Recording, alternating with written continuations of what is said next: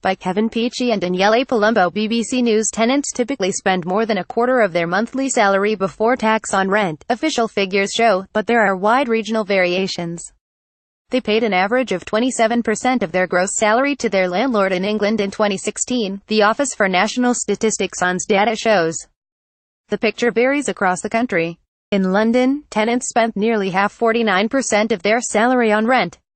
In Northern England, this falls to just under a quarter of salary, 23%. Given the proportion of salary being spent on rent, a campaign is aiming to ensure regular rent payments are included in tenants' credit records. Tenants in the southeast of England, east of England and the southwest all paid more of their salary on rent than the average across England. In areas of Wales, the proportion of salary spent on rent ranged from 18% to 29%, according to the ONS data, which does not cover Scotland and Northern Ireland. Tenants are more likely to be young and at a greater threat of getting into debt that they struggle to repay than many homeowners. While the cost of servicing a mortgage has fallen since the financial crisis, the cost of renting in some parts of the country has risen sharply.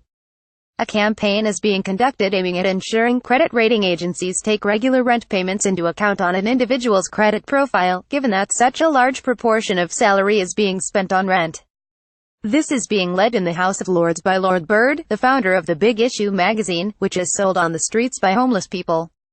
He said it was unfair that mortgage applicants were unable to rely on rent payment history as proof that they would be safe to lend to when buying a home.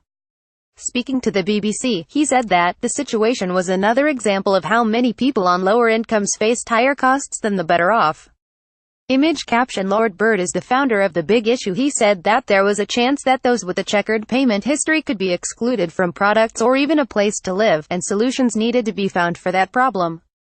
There was also no clear-cut examples across the world of such a system of rent being considered by credit reference agencies working well.